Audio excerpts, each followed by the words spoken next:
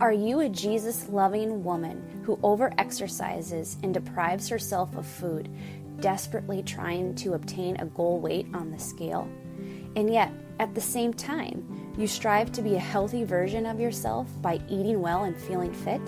Hi, I'm Andrea, and I was running on the same hamster wheel for over 20 years. My toxic body image and eating disorder stole my joy and self-respect.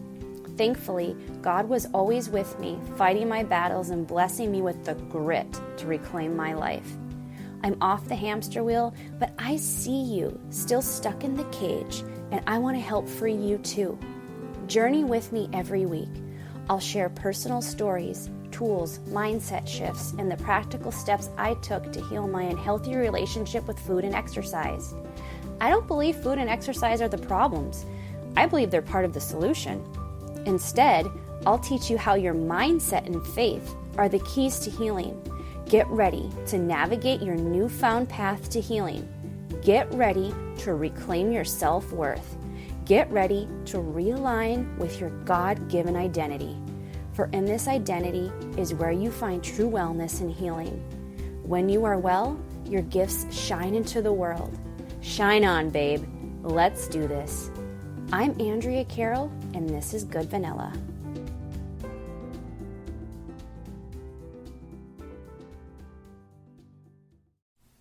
Hey, pretty peeps. I'm quickly popping in here before we get rolling to communicate that I am not giving medical advice. I'm giving energetic, emotional, and mental support for women on their health journeys. I'm here because I care. I hope sharing my story will in some way help you on your unique path. Okay, let's dive in. Hi there, friends. Welcome to the Good Vanilla podcast. I am so happy you're here. I want to jump right in today and get right to it. We are talking about personality traits that can make you susceptible to developing an eating disorder. Now, this isn't a guarantee. Like if you have any of these traits, it does not mean you will develop an eating disorder, or if you don't have these traits, it doesn't mean that you can't develop an eating disorder. It's just that they've done a lot of studies and they have found that a lot of people with eating disorders have certain personality traits. And I find that really interesting. And one of the things that I find exceedingly interesting is sometimes these same traits are what can be used to help you heal and help you recover. And I totally agree with that. And that was a part of my story as well. So I fall right into this study, these studies that they've done by the book. So some of these traits that can make you susceptible to developing an eating disorder. Some of them are personality disorders. Perfectionism, like high level perfectionism. The need for control, impulsivity, worrying, pessimism, shyness, low self-esteem, like low levels of novelty seeking. And when I was doing research on this, it's pretty incredible how it felt like I was basically described, right? I don't know if you feel that way, but it's wild when you read about the personality traits and you're thinking, wow, that sounds just like me. In the last couple of weeks, some of the stuff we were talking about was focusing inward, right? Focusing on your soul rather than the exterior. Focus inward, looking inside of you and not getting so stuck in putting all your energy into obsessing over your body and the way it looks, because you are more than just a body. And that's exactly it too. Obsession. That's one of the personality traits as well that can make you susceptible. And I would have to say, I know that I have some personality. I wouldn't say it's a disorder or a condition, or maybe it is, but I am definitely obsessive compulsive. I have an obsessive compulsive personality. I have not been diagnosed with a disorder. I don't have an obsessive compulsive disorder, but definitely personality. And all of this just really plays into that control and that need for fitting in and belonging and wanting to be seen. And the reason why the last couple episodes we were talking about how we get stuck looking on the exterior, we focus on our physical self, and we need to be focusing more on the emotional, your spiritual self, your soul, because that is your personality. You were born with that. That is nothing. You can definitely do work and make progress on how to regulate your emotions and work through those difficult things in your personality that come up. You can definitely do that work. But unless you are willing to look inward and identify which traits are harming you, which personality traits are hindering recovery, are hindering your wellness and your healing, you're going to be frustrated. You're going to be overwhelmed. You're going to feel defeated and hopeless.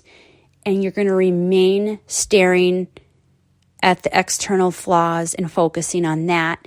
And you're going to keep thinking, well, if I can just get myself to this weight, I will be happy. If I can just get rid of the flab underneath my arms, I will be happy. If I can just tighten up my stomach, my pooch on my stomach, I will be happy. No, you won't. Because your personality is still there. That's not going away. It's just going to be directed on something else, because that's what I have learned. It is true, because that's what I've learned. Personally, I have gone through this. I have done so much healing and have come leaps and bounds. I've made leaps and bounds of progress and so much positive progress with my relationship, with my body, and with food. But guess what? I am still obsessive. I am still perfectionistic. I am still grasping for control. I still worry. I still do all these things. That's not going away. I have to learn how to regulate my emotions and manage my emotional intelligence. It all starts from inside of us, friends. The answers to our struggles and our problems are already inside of us. We have the wisdom in us. We just need to slow down and tap into that. So over the past couple weeks before this episode, once again, I'm going to mention, that's why I'm harping on you are more than just a body and explaining what that means. Because just saying that and not knowing how to apply it to your life isn't very helpful. So if you have not listened to episode, I think it's 18, you can go back and listen to that. And then the external flaws are easier to see. It's hard to look in. I get it. Believe it. Believe me, I'm living it. I'm in it with you. But that is where the answers are, internal. And it's not internal flaws. Your personality is not flawed. It's who you are. Because once again, remember I told you in these studies, they found that so many of these personality traits that got you into the problem, that got so many people into their eating disorder, those are the ones that got them out. You have to redirect it. You have to do the work to shift the mindset and use those traits, use them as a strength. When we take it so far, then it becomes a weakness. And when we don't keep our emotions and our personality in check, and when we don't reflect and have that internal awareness, then things just go all over the place. It's chaos. It can be chaotic, and we're just floundering, right? And that is why you have to slow down and look inward and start making some notes of these things. So are any of these you? Are any of these personality traits something you relate to?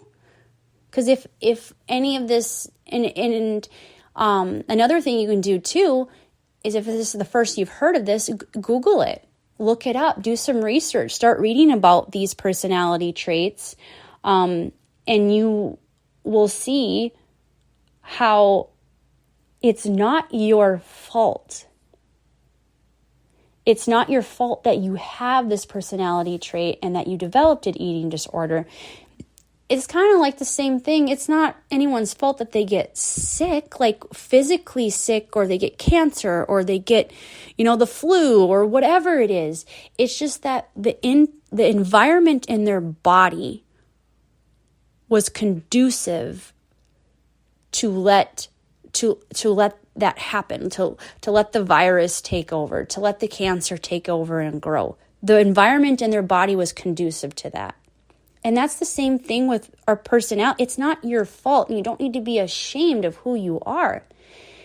When you have any of these personality traits, and if you develop an eating disorder, your external environment working with your personality it was conducive for you developing this. So your external environment, the messaging that you take in, and the way you perceive it based on your personality and the lens in which you view the world. That's why we have to stop and question ourselves. We have to stop and ask what is real and what is the truth. And I just wanted to have this episode so that you could almost feel freeing knowing that, yes, okay, if you have an eating disorder and you're thinking, oh, it's because I'm perfectionist, it's because I worry so much, it's because my need for control, it's because I'm obsessive, it's because I'm impulsive, it's because of this, because of that. That same thing can be used to get you out of it. That is pretty great news, I think. And next week, we are going to talk about that. We are going to talk about how to channel your traits for good. Psalm 119:68 says, "You are good, and what you do is good. Teach me your decrees." You do not have to worry about being enough, or being too much, or not being good, because you are good, and what you do is good. And we can do good with who we were born, with the personality traits we were born with, because that is how God created you. It's just the things of the world can get us into a mess. Trying to live and conform to this world is what can get us into that trouble, can spiral us into those mental health conditions, can make those challenges feel like a mountain we can't climb. But you were born with your personality for a reason, and you can use it for good. Okay, friend? Remember that. Don't let anyone tell you otherwise. Let's revisit Psalm 119:68. Now, this Bible verse is spoken to God. It's directed to God. It is saying, God, you are good. God, you do good things. But remember, we are made anew in Jesus. And we were made in God's image. He made us to do good, and He made us good. And that is why it says, teach me your degrees. Because studying God's word and studying his wisdom and building that relationship with God, you get connected to your soul and your purpose, and you get connected to the good that God has planned for you. That is why it is important to look at it as God is good, so I am good. He does good, so I can do good too. Remember, your personality, you were made in the image of God. You were made to do good. Okay? Friend, you have a great week. I'll talk to you soon. Bye. Hey there, beautiful. Do you feel like every step forward in your healing journey, you are met with setback after setback? It's like it doesn't matter how much effort you put into feeling better about your body, feeling better about your relationship with food. It doesn't matter what it is. Whatever you are trying to heal in your life, do you feel like the work you are putting in is constantly being erased by a trigger? Well, I hear you. I'm seeing all the comments online about people trying to heal their relationship with their body and with food, and it seems like triggers are something that are relentless in your life. They will not give up their grip on you. Here's the thing. Triggers are not going away, but there's something you can do about it.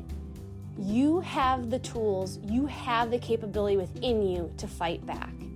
And to help you do this, I created a little workbook, a free download for you to get right now and start working on fighting back against your triggers. It's my 3-step process to tame your triggers. I walk you through, there are journal prompts in the workbook that walks you through exactly what you need to do to set up your own plan so that you are prepared the next time a trigger strikes. Friend, take back your life. Take back the control. Don't let triggers have control over you. The link for the download is in the show notes. Go download it now and take the first step to defending your life and defending your well-being. You got this, friend. Psst. Hey girl, I gotta tell you something. Did you know your eating disorder is keeping secrets from you? Yeah, it's a total butthead. But don't worry, I'm here for you. In fact, created a freebie for you to download. It's the 4 secrets your eating disorder doesn't want you to know. And these are 4 things that I wish I would have known years ago, back when I felt like I just could not get my head above the water no matter how hard I tried. I felt like wave after wave was crashing on me. These are the secrets that have really set me free, knowing these truths about myself. And they are things your eating disorder is trying to keep from you so it can keep control over you. Don't stay in the dark, friend. The link is in the show notes. Go download it now.